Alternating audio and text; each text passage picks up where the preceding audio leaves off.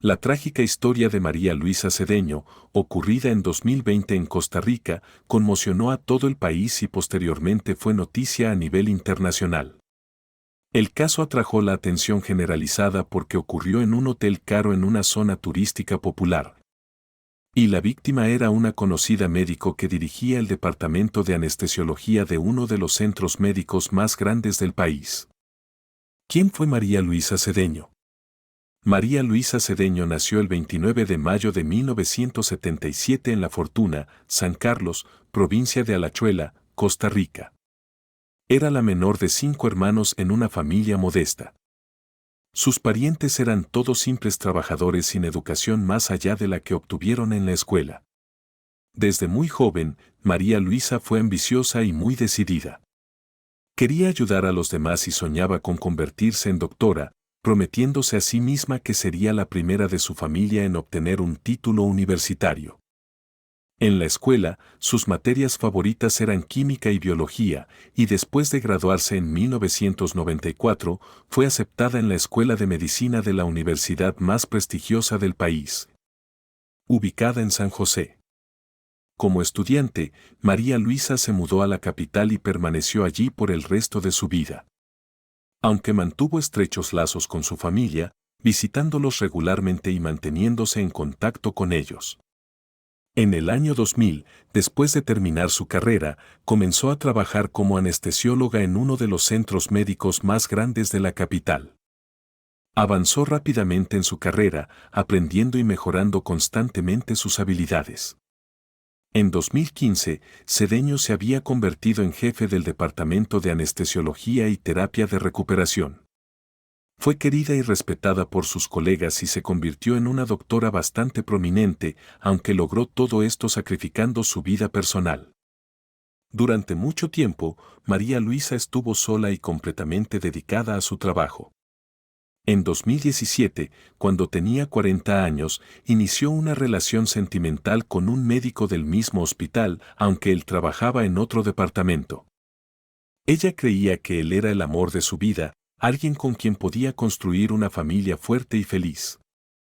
Sin embargo, a principios de 2020, la pareja se separó porque él comenzó a salir con un colega más joven. Para María Luisa, la ruptura fue un golpe devastador. Cayó en una profunda depresión y se sumergió en el trabajo durante meses, sin apenas notar nada a su alrededor. Su único consuelo era su perrito, Mofalti, a quien trataba como a su hijo, las últimas vacaciones. En julio de 2020, María Luisa decidió que necesitaba desesperadamente un descanso y un cambio de aires antes de perder la cabeza. En ese momento, la pandemia de COVID-19 se estaba extendiendo por todo el mundo y se implementaron varias restricciones para frenar el virus. Eligió dirigirse a la costa y alojarse en un pequeño pero acogedor hotel llamado Le Mansion Inn, ubicado en la pintoresca Punta Arenas. Este complejo suele ser popular entre los turistas de todo el mundo, pero con la pandemia y los estrictos confinamientos quedó casi desierto. En el hotel donde se registró, solo unas pocas habitaciones estaban ocupadas. Sin embargo, la paz y la tranquilidad eran exactamente lo que estaba buscando. María Luisa planeaba pasar el fin de semana allí y volver a casa el lunes. Trajo consigo a su amado perro, Mofalti. Se alojó en una habitación de la planta baja que tenía una segunda puerta que daba a un patio privado. Estas habitaciones fueron diseñadas para viajeros con mascotas para que los animales pudieran salir y ocuparse de sus asuntos en un área designada. Todas las demás habitaciones con acceso al patio estaban vacías en ese momento. El 18 de julio, María Luisa se registró, dejó sus cosas y se dirigió a la playa. El día siguiente transcurrió con la misma tranquilidad. Paseó por la orilla, tomó el sol, cenó en el restaurante y luego volvió a su habitación. Llamó a su madre y hablaron durante media hora. María Luisa mencionó lo vacío que estaba el hotel, con solo unos pocos miembros del personal, la mayoría de los cuales estaban haciendo malabarismos con múltiples trabajos. Planeaba salir a la mañana siguiente después del desayuno, pero nunca llegó tan lejos. Un cuerpo sin vida envuelto en una sábana. La mañana del 20 de julio, María Luisa no se presentó a desayunar. El personal del hotel se dio cuenta de esto porque había muy pocos huéspedes, pero no le dieron mucha importancia, asumiendo que solo estaba durmiendo antes de irse a casa. Pero cuando llegó la hora de la salida y todavía no había aparecido, decidieron revisar su habitación. 2 miembros del personal llamaron a la puerta de María Luisa, pero no hubo respuesta. Podían oír a su perro ladrar en el interior, así que supieron que tenía que estar allí. Siguieron llamando a su puerta y llamándola por su nombre, pero la única respuesta fueron los ladridos. Así que dieron la vuelta al patio para ver si podían llegar a ella de esa manera. La segunda puerta estaba abierta y el personal decidió entrar para asegurarse de que todo estaba bien. Tan pronto como entraron, notaron manchas marrones en el piso que parecían sangre seca, y en la cama, encontraron un cuerpo envuelto en una sábana. El personal del hotel llamó inmediatamente a los servicios de emergencia e informó a la dirección.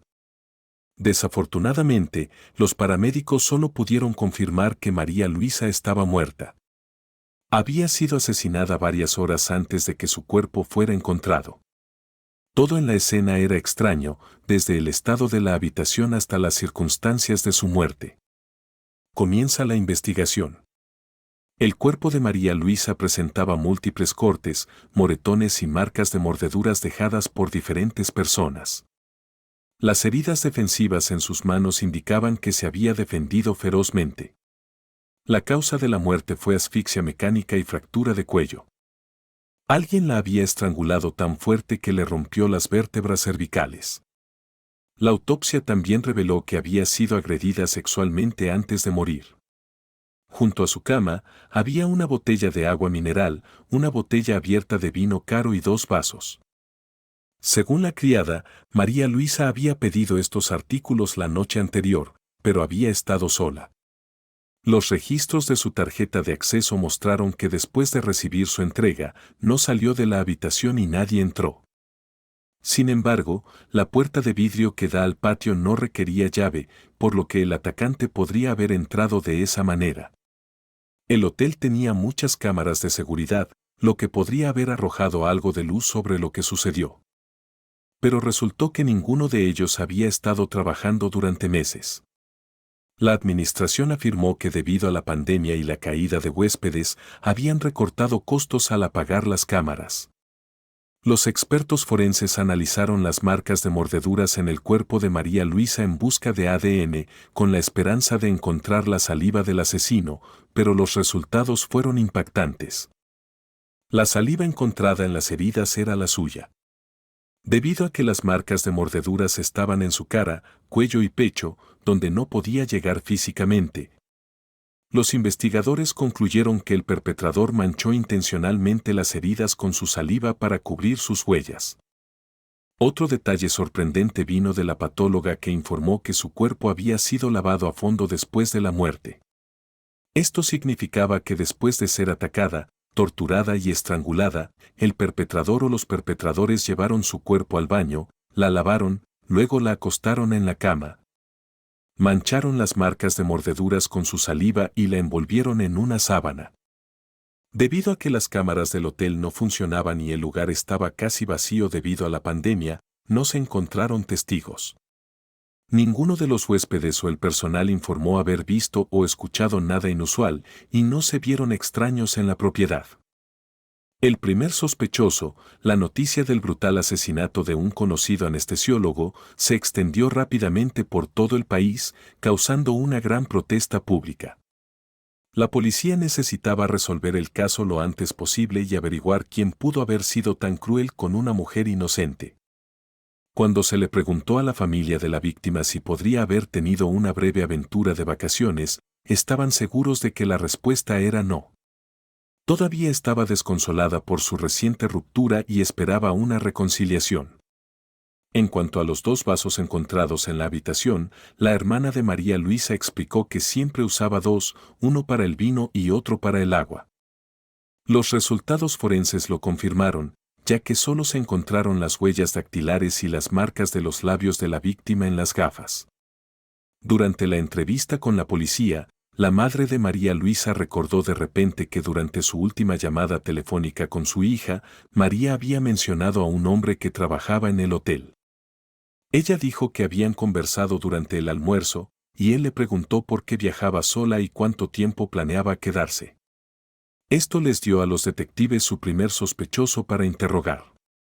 Ese empleado era Teodoro Herrera Martínez, de 38 años, hijo de un viejo amigo del dueño del hotel, Harry Boden. De hecho, gracias a las conexiones de su padre, Martínez había conseguido el trabajo en el hotel. Trabajaba como camarero y hacía recados personales para su jefe. Desde el comienzo de la entrevista, Martínez se comportó de manera extraña, muy nervioso, y afirmó que no recordaba a María Luisa ni había hablado con ella. Rasguños recientes eran claramente visibles en sus mejillas y cuello, y no pudo dar una explicación clara de dónde provenían. Cuando le pidieron que se quitara la camisa, se encontraron rasguños similares en el pecho y los hombros. Había dejado esas marcas mientras luchaba por su vida, pero tuvieron que esperar a que los expertos lo confirmaran. Martínez fue arrestado inicialmente durante 6 meses mientras continuaba la investigación, el segundo sospechoso. Los forenses confirmaron que se encontraron sangre y partículas de piel de Martínez debajo de las uñas de la víctima, pero las marcas de mordeduras en su cuerpo no coincidían con sus impresiones dentales. La policía continuó interrogando a los huéspedes y al personal del hotel hasta que un hombre de 36 años llamado Luis Carlos Miranda fue captado. No era un huésped habitual y no trabajaba en la Mancha Inn, pero era amigo del dueño del hotel, lo que le permitió alojarse allí de forma gratuita. Una de las marcas de mordeduras en el cuerpo de la víctima podría haber sido hecha por Luis, pero no era lo suficientemente clara como para estar seguro. Aún así, la policía lo arrestó como segundo sospechoso durante 6 meses, al igual que Martínez. Miranda también negó haber visto a María Luisa o haber tenido algún contacto con ella. Aproximadamente una semana y media después del impactante asesinato, un tercer sospechoso fue arrestado, el propio Harry Boden, el propietario del hotel de 69 años. Vale la pena señalar que Boden, un empresario de origen holandés, tenía amplias conexiones con políticos y empresarios y poseía varias propiedades en diferentes países. Lo que llevó a su arresto fue que una de las marcas de mordeduras en el cuerpo de la víctima coincidía con las impresiones dentales de Boden. También salió a la luz que unos 6 meses antes del asesinato, Boden se había sometido a una cirugía en el hospital donde trabajaba Sedania. A pesar de que Boden insistió en que nunca antes había visto a la mujer, la policía creía que podría haberla notado durante ese tiempo, tomar su información de contacto y atraerla a su hotel. Inicialmente, debido a su edad y problemas de salud, Boden fue puesto bajo arresto domiciliario. Sin embargo, cuando cambió repentinamente de residencia sin avisar a la policía, fue detenido porque se temía que intentara salir del país. Había una cuarta persona involucrada en el caso, el joven esposo de Boden, un hombre llamado Yadar Daniel Abanda. Sin embargo, no se encontraron pruebas en su contra. Abanda negó su participación en el crimen, alegando que su compañero no se sentía bien esa noche y no salió de su habitación. La teoría de las investigaciones: una vez que se tuvieron los resultados de la autopsia y los forenses, los investigadores concluyeron que había 3 atacantes. No había señales de cuerdas o restricciones utilizadas para inmovilizar a la víctima, pero todas sus extremidades mostraban moretones de los dedos y las palmas de las manos, lo que indica que la sujetaron con la mano. En la boca de María Luisa, los expertos encontraron fibras de tela y un hilo que sugerían que había sido amordazada. Esto probablemente explica por qué ninguno de los otros huéspedes o el personal escuchó ningún grito, a pesar de que las lesiones de la víctima y los signos de tortura mostraban que debió haber pedido ayuda desesperadamente. En el teléfono de María, encontrado en su habitación, había mensajes para su hermana en los que elogiaba el hotel, diciendo lo hermoso, acogedor y tranquilo que era. Mencionó lo atento y servicial que era el personal, e incluso señaló que había pasado la noche charlando y bailando en el bar con un hombre que servía café y cuidaba la propiedad. Según la descripción, se trataba de Martínez. Desde el principio, Martínez fue el principal sospechoso. Era el único de los tres sospechosos con rasguños visibles. Su piel y sangre fueron encontradas debajo de las uñas de la víctima y su material biológico fue encontrado en su cuerpo a pesar de los intentos de lavarlo. Sin embargo, los moldes de sus dientes no coincidían con las marcas de mordeduras en su piel. Dado que María Luisa no había salido de su habitación después de regresar esa noche y no había dejado entrar a nadie, los investigadores creen que los atacantes entraron en su habitación por la puerta que daba al patio. Podría haberlo dejado abierto para que su perro pudiera salir, y como las habitaciones vecinas estaban vacías, nadie se habría dado cuenta. Es probable que los atacantes se movieran rápidamente. Una vez dentro, dejaron inconsciente a María con un golpe en la cabeza, la amordazaron y luego la torturaron y agredieron durante varias horas. Cuando terminaron, la estrangularon tan violentamente con sus propias manos que le rompieron el cuello. Después, lavaron su cuerpo en el baño, lo colocaron sobre la cama y lo envolvieron en una sábana, contaminando las marcas de mordeduras con su propia saliva. El juicio. Los tres sospechosos negaron cualquier participación en el crimen, afirmando que estaban durmiendo en sus habitaciones esa noche. Pero no hubo testigos que confirmaran sus coartadas, a excepción del esposo de la dueña del hotel, cuyo testimonio fue cuestionable desde el principio. Sin embargo, se encontraron extraños mensajes de texto en los teléfonos del sospechoso. En ellos, compartían fantasías íntimas inquietantes y el día antes del crimen, hablaron de un invitado que estaba solo. El juicio público no comenzó hasta septiembre de 2022, más de 2 años después del asesinato. Harry Boden, de 71 años, compareció ante el tribunal en silla de ruedas, ya que sus problemas de rodilla habían empeorado, lo que le dificultaba caminar. De inmediato, la fiscalía enfrentó desafíos para probar la participación de Boden y Miranda. Las pruebas en su contra eran en su mayoría circunstanciales. Los mensajes de texto en sus teléfonos y las impresiones dentales, que la defensa argumentó, deberían ser desestimados porque las marcas de mordeduras no coincidían perfectamente con sus registros dentales. La radiografía. Un experto, que se suponía que testificaría sobre las marcas de mordeduras en la víctima, había sido contratado por el abogado de Boden. Este ortodoncista voló desde Madrid y afirmó que las marcas encontradas en la piel de la víctima no eran pruebas lo suficientemente sólidas y no podían vincular definitivamente a los sospechosos con el crimen. Al día siguiente de su testimonio, el perito regresó a España, pero la fiscalía cuestionó su credibilidad. Una investigación de seguimiento reveló que este individuo no estaba debidamente acreditado y solo era un supuesto experto de nombre.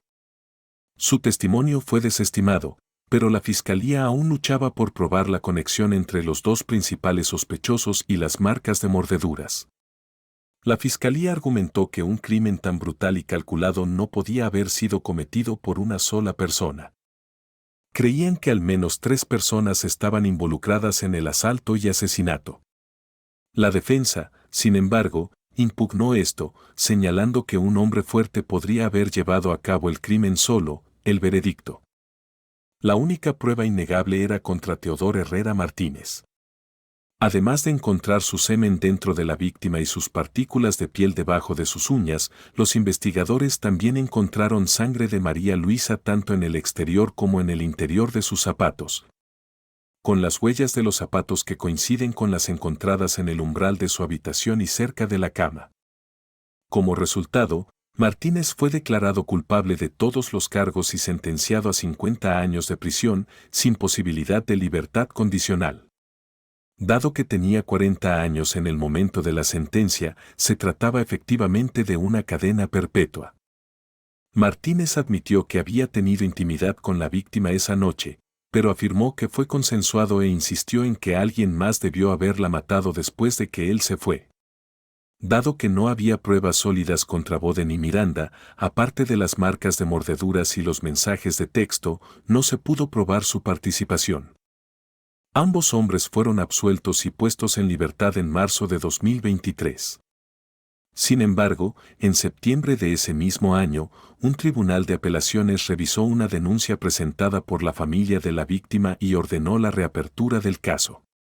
Para entonces, sin embargo, tanto Boden como Miranda habían abandonado Costa Rica hacía mucho tiempo.